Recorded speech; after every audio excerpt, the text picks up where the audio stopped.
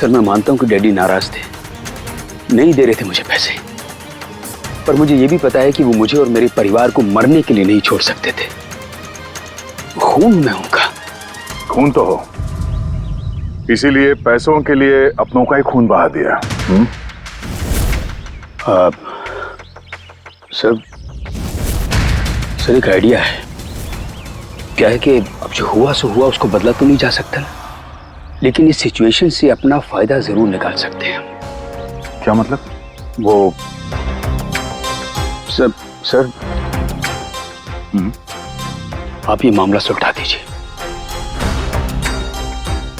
मान लीजिए कि नेचुरल डेथ थी, अब वसीयत के हिसाब से पैसे सीआईडी और मुंबई पुलिस की जगह हमें मिलेंगे जो उसके असली हकदार हैं।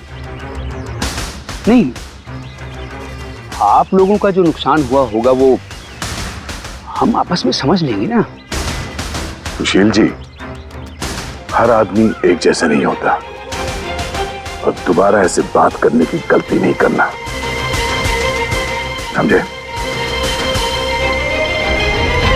तुम अपनी दादाजी से बहुत करीब थी ना?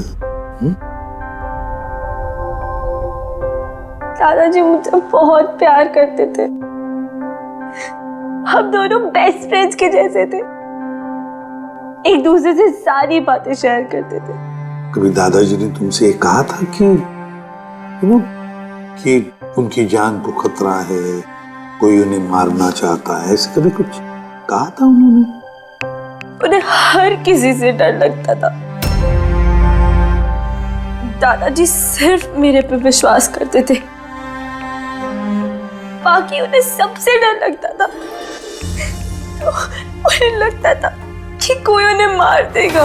चलो दादू, अब हम खाना खाएंगे। क्या ये? चलो चलो चलो चलो दादू। मुझे वो सब लोग इसमें जहर मिला के मुझे मारना चाहते हैं। कौन मारना चाहता है दादू आपको? वो सब लोग मिले हुए हैं, सब मेरे खिलाफ साजिश कर रहे हैं। तू भी मत खा, अरे फेंक दे, वरना तू भी मर जाएगी। दादू आप मेरा विश्वास करो, ये खाना मैंने अपने हाथों से बनाया, इसमें कुछ नहीं है, इसमें जहर भी नहीं, कुछ नहीं है। दादू आप मेरा विश्वास करो। देखो देखो देखो, मैं हाथों में खा रही हूँ ना, देखो देखो, मुझे कुछ हुआ, मैंने अपने हाथों से बनाया। चलो दादू, चलो चलो चलो, खा खा खा खा। गुड दादू, गुड दादू। चलो एक और बाइट, जल्दी से जल्दी से जल्दी से जल्दी से एक और बाइट खाएंगे। अच्छा है ना दादू? गुड गुड, चलो मुझे चलो। कितना प्यार करती है, तू मेरा कितना ख्याल रखती है, बाकी सब लोग मेरी दौलत के पीछे मुझे मार देंगे। दादू आपको कुछ नहीं होगा, आपका बहादुर बच्चा है ना इधर, मैं आपको कुछ नहीं होने दूंगी। देखो, अब तुम घर जाओ, जाओ, और देखो किसी भी चीज की जरूरत पड़े तो मुझे फोन करना, ठीक है? जाओ।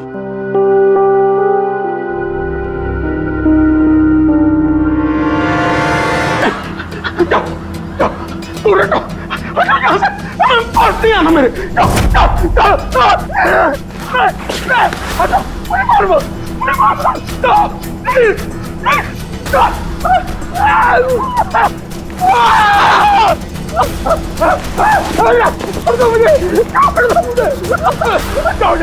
मेरे पास मत आता, मुझे मत मारो, छोड़ दो प्लीज, मुझे मत मुझे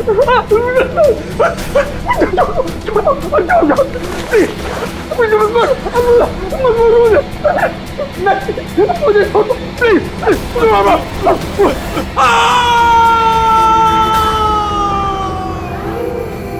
मुझे, मारो मत मुझे।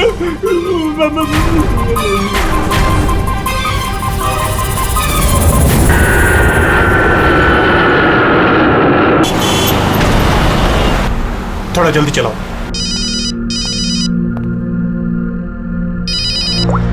हेलो, इसवी प्रद्युमन है? सर, एक खून हुआ है। खून हुआ? कौन बोल रहा है? शहर के मशहूर बिजनेसमैन जयंतीलाल जी का खून। जयंतीलाल जी का खून हुआ है? कौन बोल रहा है ये? देखिए सर, मैं कौन बोल रहा हूँ ये इम्पोर्टेंट नहीं है, इम्पोर्टेंट ये है कि सेठ जी का खून हुआ है और उनके घर वाले उनकी बॉडी को अंतिम संस्कार के लिए लेकर जा रहे हैं। देखिए सर, अगर बॉडी जल गई तो खून ही कभी नहीं पकड़ा जाएगा। आप देरी मत कीजिए प्लीज, जल्द से जल्द जाकर बॉडी जलाने से रोकिए। हेलो, आप कहां से बोल रहे हैं? कौन है आप? हेलो? Damn it.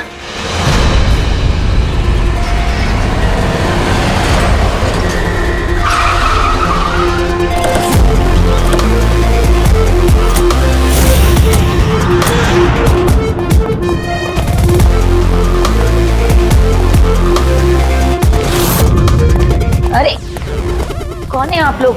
ऐसे कैसे घर में अंदर आ रहे हैं? हम लोग सीआईडी से हैं। घर के सारे लोग कहाँ हैं? सर वो लोग तो साहब की बॉडी लेकर शमशान घाट गए हैं। शमशान घाट गए?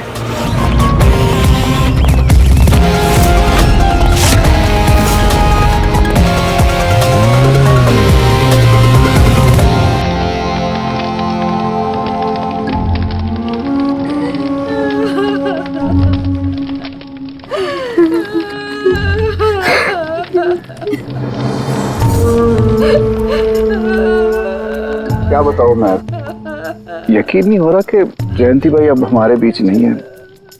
15 साल पुरानी दोस्ती थी मेरी, वो तो मेरे बड़े भाई जैसे थे। पता नहीं ये सब कैसे अचानक से हो गया।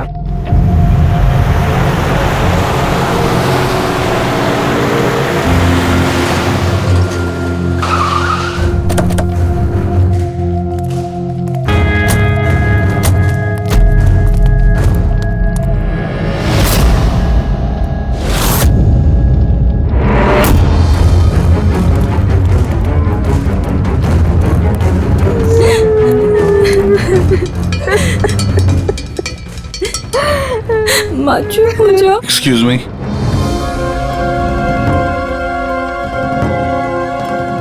देखिए हम लोग सीआईडी से हैं। हाँ? जयंतीलाल जी के परिवार वालों से मिलना चाहते हैं। मैं जयंतीलाल जी की पत्नी दीपा जी, हमें पता है ये सही समय नहीं है पूछताछ करने की, मगर क्या करें, वो जयंतीलाल जी की मौत के बारे में हमें कुछ पूछताछ करनी है। पूछिए, क्या पूछना चाहते हैं आप लोग? आप सुशील जयंती, उनका बड़ा बेटा। सुशील जी, हमें खबर मिली है कि आपके पिता की मौत एक नेचुरल डेथ नहीं थी, उनकी हत्या हुई है। क्या? ये कैसे हो सकता है? I'm डॉक्टर सूरज, मैं जयंतीलाल का फैमिली डॉक्टर हूँ। मैंने ही कल रात उनको चेक करके उन्हें डेथ सर्टिफिकेट दिया था। He died a natural death। ये सही कह रहे हैं। जयंती भाई की मौत सभी घर वालों के सामने ही तो हुई थी, और इतने सालों से मेरा इस परिवार से रिश्ता है, वो लोग झूठ क्यों बोलेंगे? तो आप लोगों ने इतनी जल्दी में बॉडी क्यों जला दी? तो क्या ये भी गुनाह है? इतने महीनों से पिताजी बीमार थे, कितने इलाज किए, कितनी कोशिशें की, नहीं बचे वो। देखिए, हमें इंफॉर्मेशन मिली है कि जयंतीलाल जी की हत्या हुई है। क्या? हमने आपके पड़ोसी से भी पूछा, उन लोगों ने भी कल रात जयंतीलाल जी के चिल्लाने की आवाज सुनी थी। देखिए, पड़ोसियों ने जो कहा वो सही है, लेकिन उनको या आप लोगों को सही बात नहीं पता है। और वो सही बात क्या है? पिछले 3 महीने से डैडी की दिमागी हालत भी ठीक नहीं थी।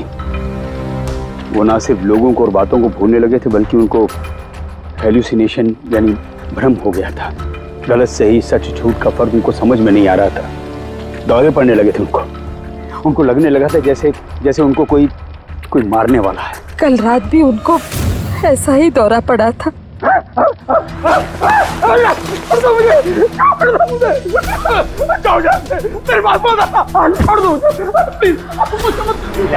शांत, कूल। इंजेक्शन गई। Fast, come fast. डैडी, शांत, रिलैक्स। कुछ नहीं होगा। पापा संभालो क्या? अरे ये क्या कर रहे हो? बच्चों की तरह क्यों जिद कर रहे हो? सुशील जी, उनका स्लीव ऊपर करो। जाने दो, मुझे मारो। बस।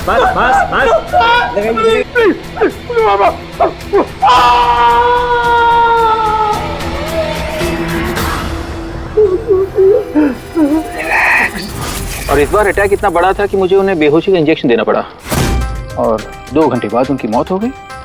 मैं आपको सारी डिटेल्स दे सकता हूँ, उनकी मेडिकल रिपोर्ट्स, मेडिकल हिस्ट्री, दवाइयाँ, सब कुछ दे सकता हूँ मैं आपको। हो गई तसल्ली आपको? अब हम अपना काम कर लें। इतनी जल्दी भी क्या है हेमंत? जरा सच तो सामने आ जाए।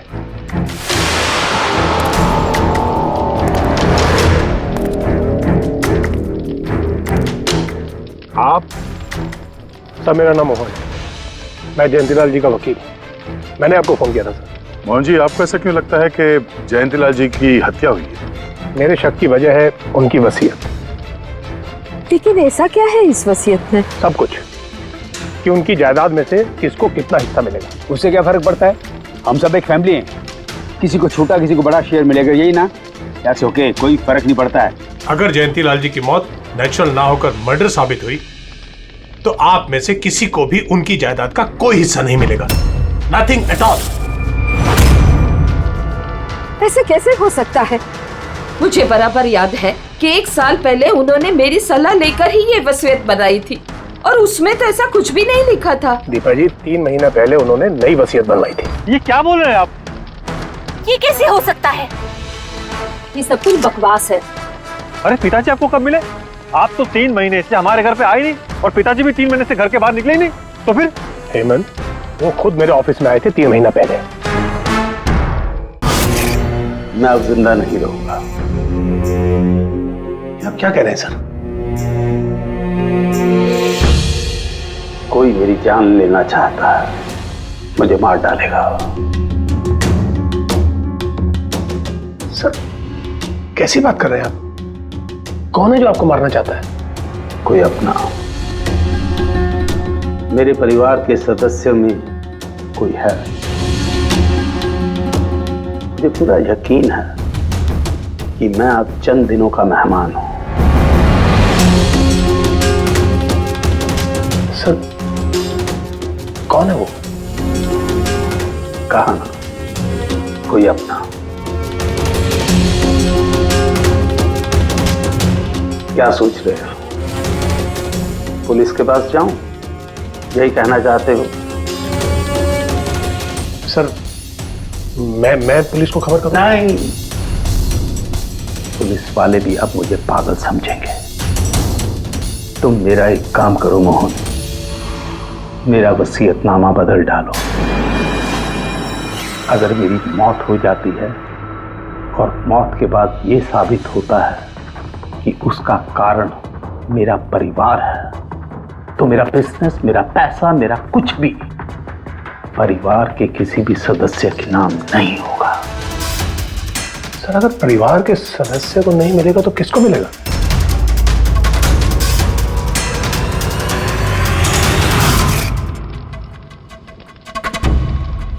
हमें नहीं तो किसे मोहन?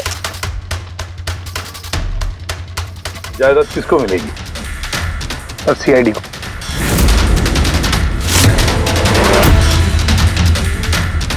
क्या बकवास कर रहे हैं आप?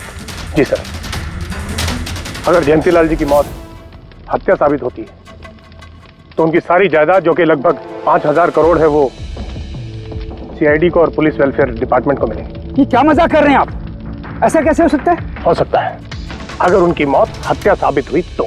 लेकिन उनकी तो हत्या हुई नहीं, हम वहीं तो थे। जो कुछ भी हुआ हमारे सामने हुआ है। उनकी हत्या हुई है या नहीं वो हम पता लगा लेंगे। अरे आप कैसे पता लगाएंगे? बॉडी तो है ही नहीं। बॉडी जल चुकी तो क्या हुआ, राख तो है। जब तक ये केस सुलझती नहीं, तब तक जयंतीलाल जी की राख हमारी कस्टडी में रहेगी। अरे लेकिन सॉरी मैम।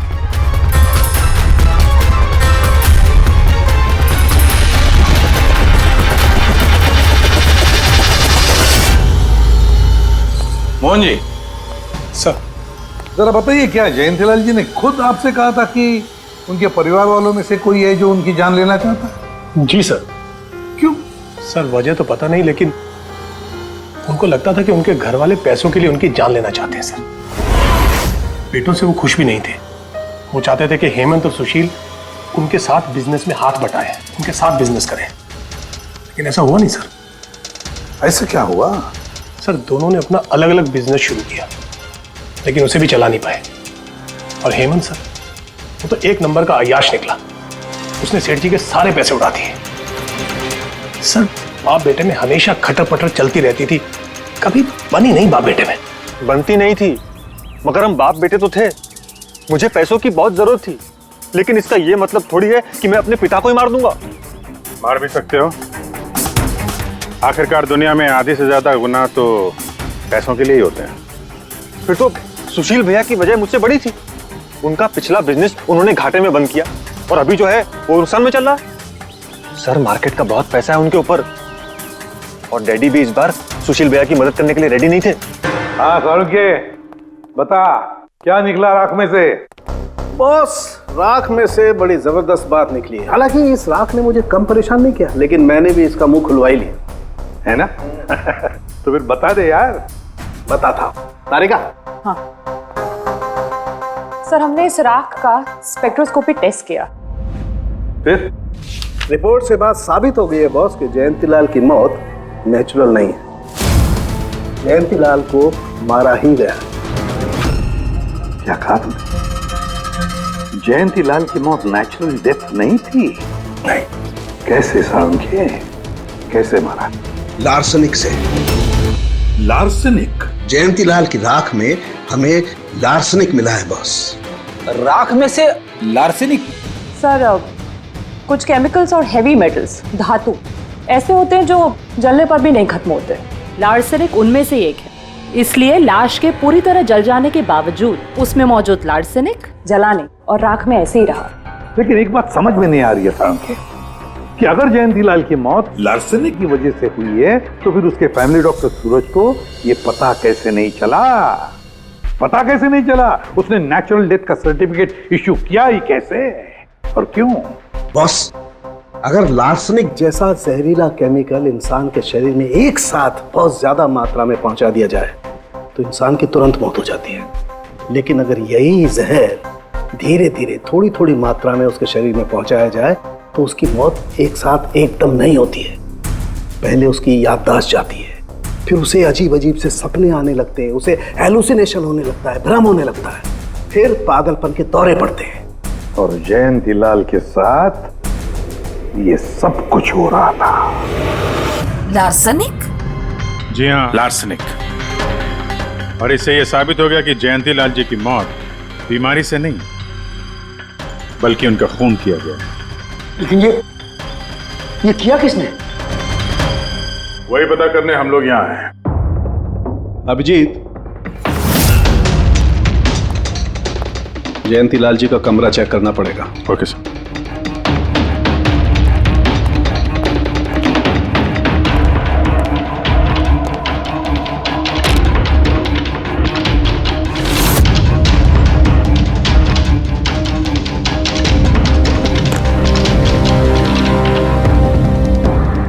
आप हम पे शक कर रहे हैं? आपने ऐसे सोच भी कैसे लिया कि हम लोगों में से कोई ऐसी घिनौनी हरकत कर सकता है? ऐसा कुछ नहीं है माँ, ये सब इनकी चाल है। डैडी की प्रॉपर्टी इन्हें मिल जाए इसके लिए मनगढ़ंत कहानी बना रहे हैं ये लोग। बकवास मत करिए सुशील जी, दोबारा ऐसा बोला ना अंदर डाल दूंगा।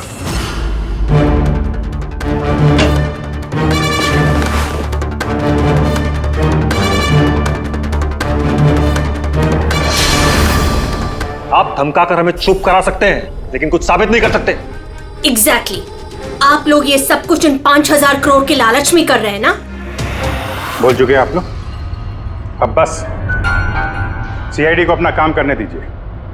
क्या मजाक नहीं चल रहा है? एक आदमी का खून हुआ है, खून। तो आप सबकी भलाई इसी में है कि हमारे साथ कोऑपरेट करें। अच्छा, अब सीआईडी धमकाने भी लगी है। ये धमकी नहीं है, ये आशी, आशीष, आशी बेटा, आशी क्या हो गया? आशी बेटा, आशी बेटा उठो। आशी आंखें खोलो, क्या हो गया तुम्हें? आशी, आशी बेटा क्या हो गया? अरे जरा देखो इसे भी, क्या हो गया मेरी बच्ची को?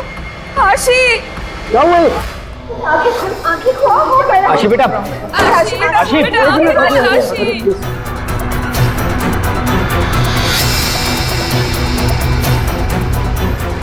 क्या हो गया इसे? आशी, इसे हॉस्पिटल ले जाना पड़ेगा फौरन। हाँ पंकज। क्या?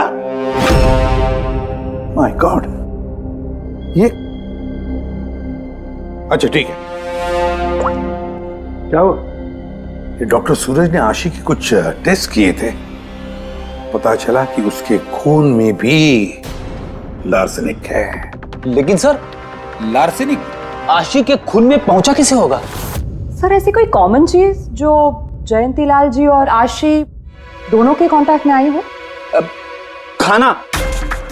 अब आशी ने बताया था ना कि कुछ दिनों से जयंतीलाल जी का खाना वो खुद टेस्ट कर रही थी। नहीं बस खाना नहीं, ये कुछ और है। ये सालों के साथ ये आपको कैसे पता चला? बताता हूं। बस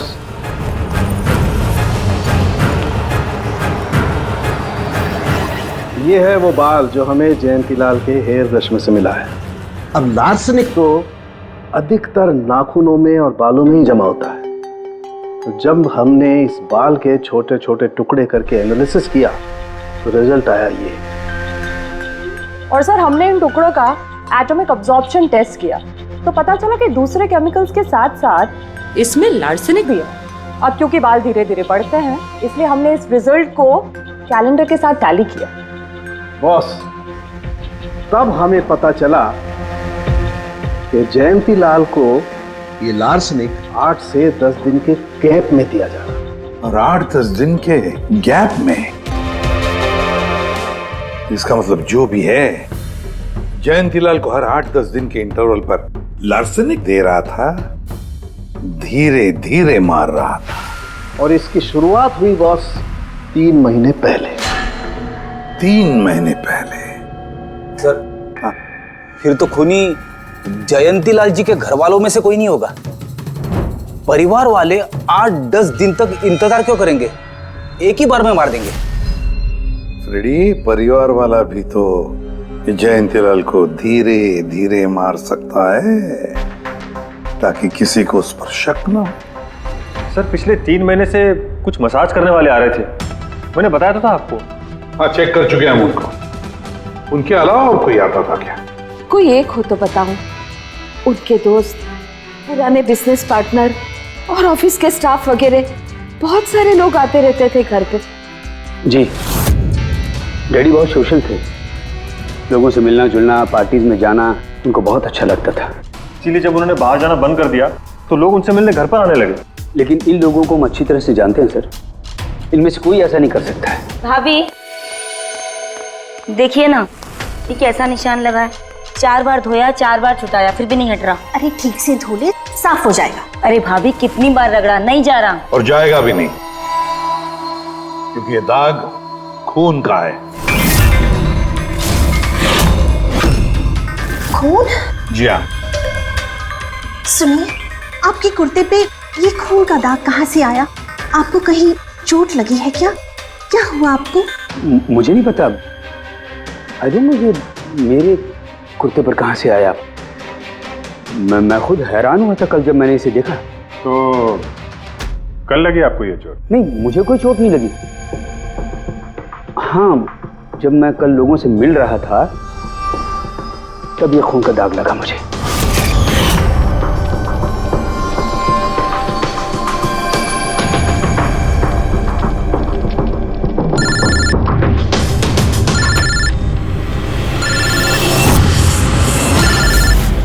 बिना चोट खून के धब्बे, अजीब बात है। वही तो। और कुछ हुआ था कल? कोई खास बात? नहीं सर, और कोई खास बात नहीं। साहब एक बात अजीब हुई थी। क्या? कल सुबह मुझे गार्डन में कांच के कुछ टूटे हुए टुकड़े मिले थे। कांच के टूटे हुए टुकड़े? तो फिर? साहब उन टुकड़ों में खून लगा हुआ था। क्या? कांच के टुकड़ों में खून लगा हुआ था? जी। कहाँ पर है वो? अब वो तो मैंने कचरे के डिब्बे में डाल दिए। इस कुर्ते पे खून, कांच के टुकड़े पे खून। कहाँ देखे थे वो कांच के टुकड़े तूने? ये देखिए, यहाँ पर मिले थे मुझे कांच के टुकड़े। यहाँ पर? जी।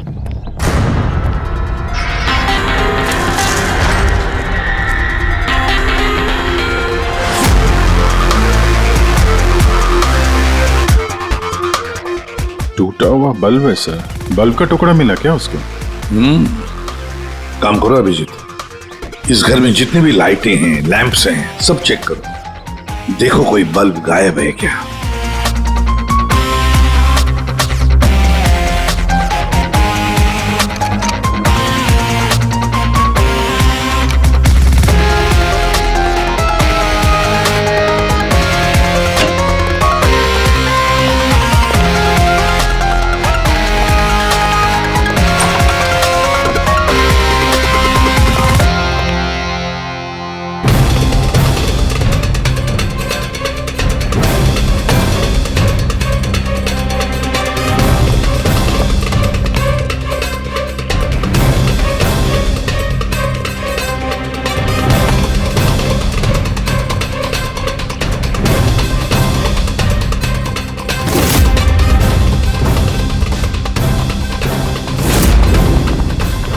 सर, सब जगह देख लिया, कांच का टूटा हुआ सामान कहीं पे भी नहीं है। सर कुछ नहीं है।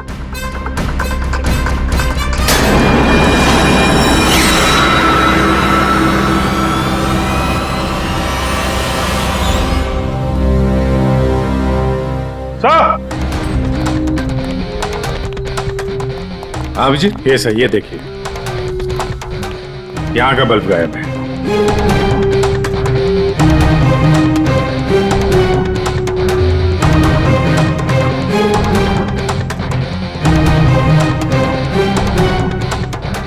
बड़ी अजीब बात है, ये लैम्प तो बिल्कुल ठीक था। मैं और दादू इस लैम्प के नीचे काम भी किया करते थे, और जिस तरह दादू की मौत हुई तब भी ये लैम्प ठीक था, इसमें बल्ब था और ऑन था।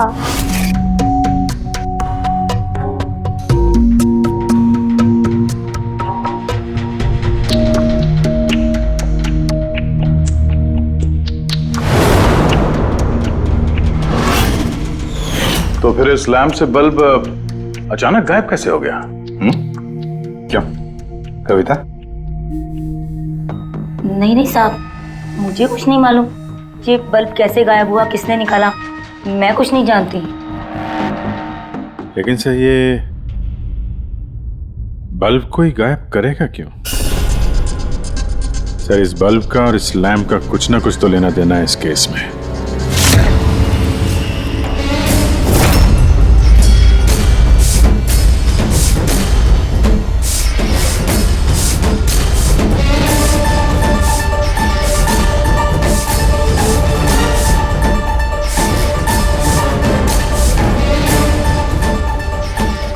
बॉस, ये धब्बे देख रहे हो?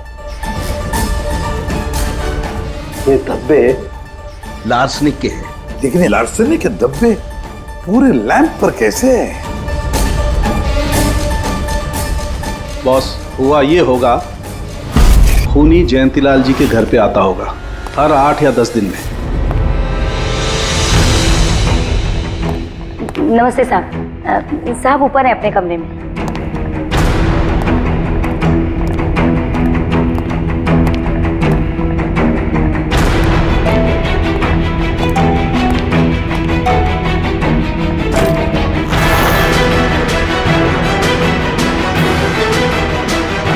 और चुपके से जयंतीलाल के टेबल लैंप पे लार्सनिक छिड़कता होगा।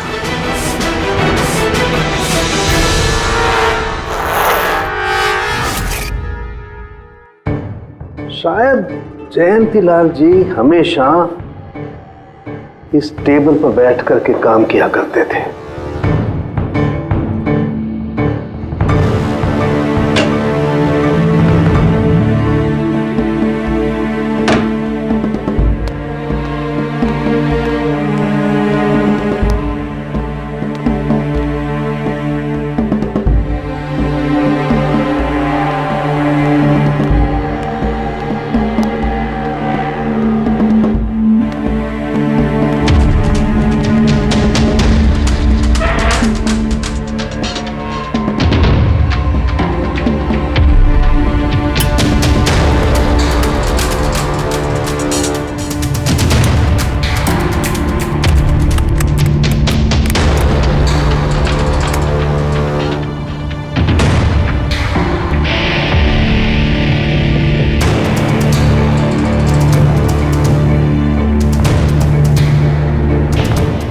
और जैसे ही ये बल्ब गर्म होता था, लार्सनिक धीरे धीरे फैलकर जयंतीलाल जी की सांसों में घुल जाता था।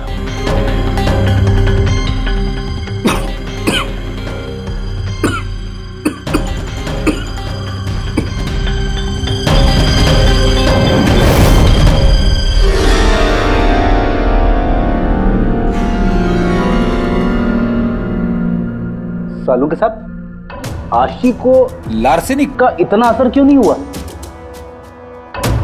उसे लार्सनिक का इतना असर इसलिए नहीं हुआ फ्रेडी, क्योंकि वो यहां हमेशा नहीं रहती थी, कभी कभी आती थी अपने दादाजी के पास।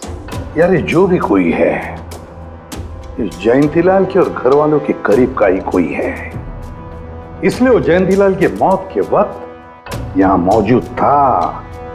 और मौत होने के बाद में सबूत मिटाने के लिए उसने उस लैंप में से वो बल्ब निकालकर अपने जेब में रख दिया होगा और फिर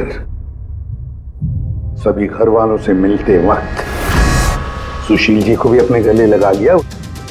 जैसे सुशील को उसने गले लगा लिया, उसके जेब में जो उसने बल्ब छुपा के रखा होगा वो फूट गया, जिसकी वजह से उसके कमर में जख्म भी हुई और उस जख्म से जो लहू निकला, जो खून निकला, वो सुशील के कपड़ों पर आया। मतलब सर खूनी घर वालों में से ही कोई होगा?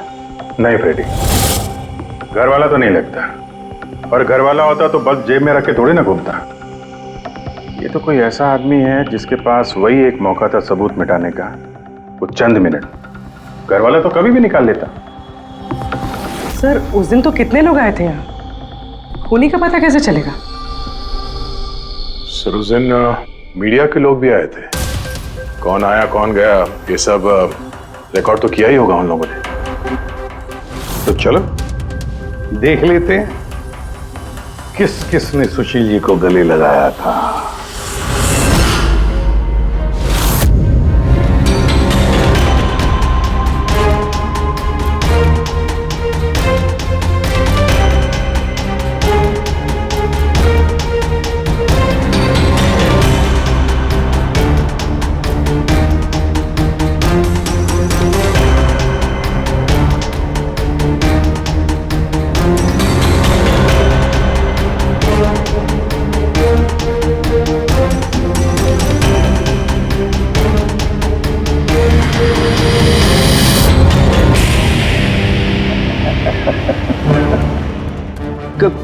क्या हुआ सर, खूनी का पता चल गया? हाँ फ्रेडी, खूनी मिल गया। कौन है? फ्रेडी, इस आदमी की पूरी कुंडली निकालो, पता लगाओ पिछले 3 महीनों में ये कहां कहां गया था, किस किस से मिला था, क्या क्या किया है इसने, सब कुछ।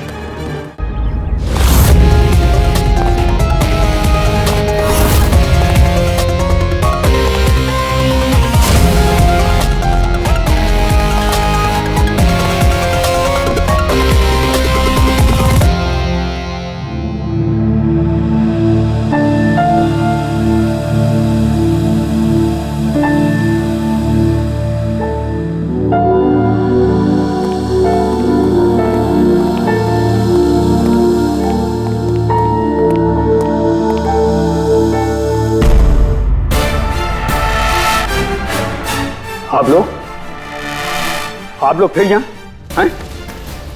खूनी का तो पता चला नहीं होगा, कुछ छानबीन रह गई होगी। नहीं सुशील जी, कोई छानबीन नहीं बची है, खूनी का पता चल गया है और खूनी अभी इसी वक्त यहां हम सब के बीच मौजूद है। क्या? कौन है वो?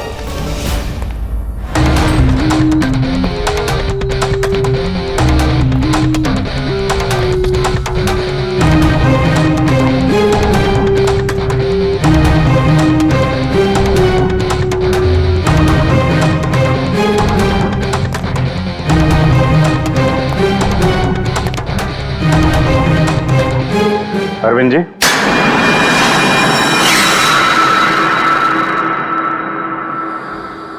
जरा उठेंगे आप? मैंने क्या किया? अरविंद जी, आपने क्या किया इसका तो पता हमने लगा ही दिया, बस अब आपके कारनामे हम आप ही के मुंह से सुनना चाहते हैं। क्या बकवास है ये? आप मुझ पर इल्जाम लगा रहे हैं। आपको क्या लगता है कि मैंने जयंती को मारा?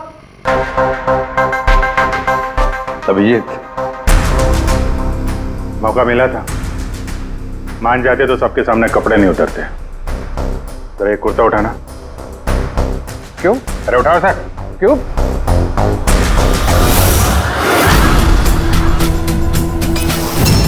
क्या है ये? निशान कैसा है? हाँ? कौन सी भाषा बोल रहे हो तुम? हिंदी में बोलो, हिंदी में, मातृभाषा है हमारी। भूल गए क्या? याद दिलाओ। हाँ? नहीं सर,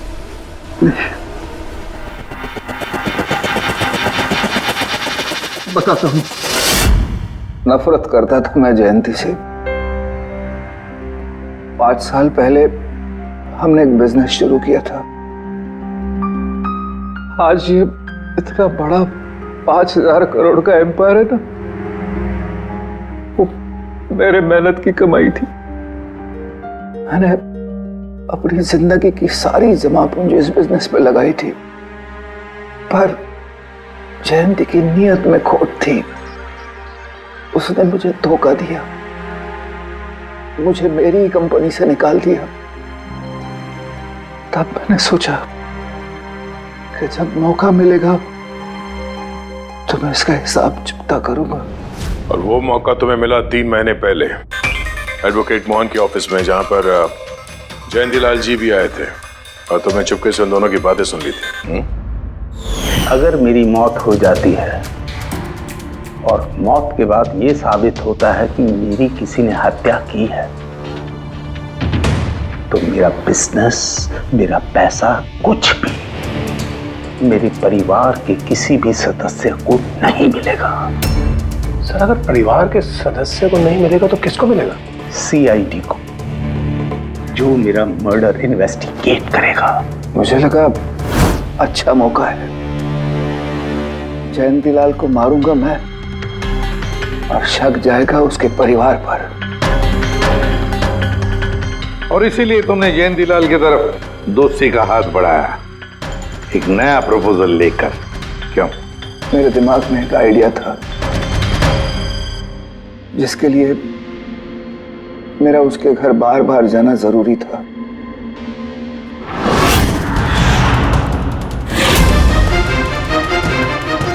साहब ऊपर है अपने कमरे में।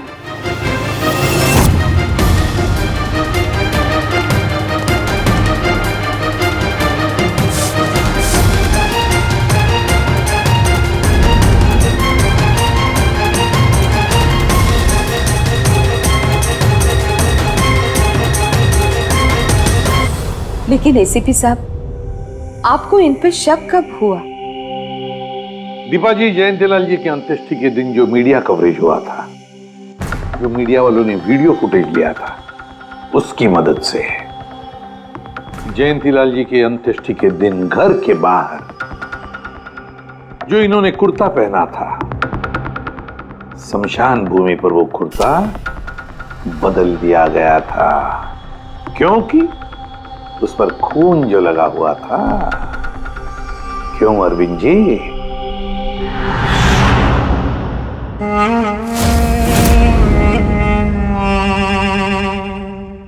अरविंद जी, बदले की आग में तुमने जयंतीलाल का खून कर दिया। क्या मिला तुम्हें? कैसा सुख मिला? गलत किया तुमने, गलत किया। Ready?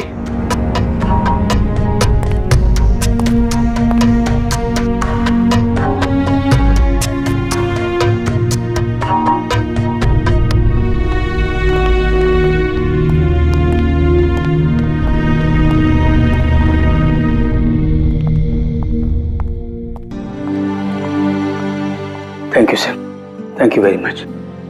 And we are sorry, हम लोगों ने आपको काफी बुरा भला कहा। दरअसल हमें लगा कि पैसों के चक्कर में आप हम परिवार वालों को इस केस में कल्प्रिट बनाने की कोशिश कर रहे हैं। नहीं, कोई बात नहीं। एसीपी साहब, मैं मेरे पति की अंतिम इच्छा पूरी करना चाहती हूँ। सीआईडी और पुलिस वेलफेयर फंड में मैं डेफिनेटली डोनेट करूंगी। Thank you very much. Thank you. Thank you so much sir कि आपने मेरे दादू को इंसाफ दिलाया। God bless you.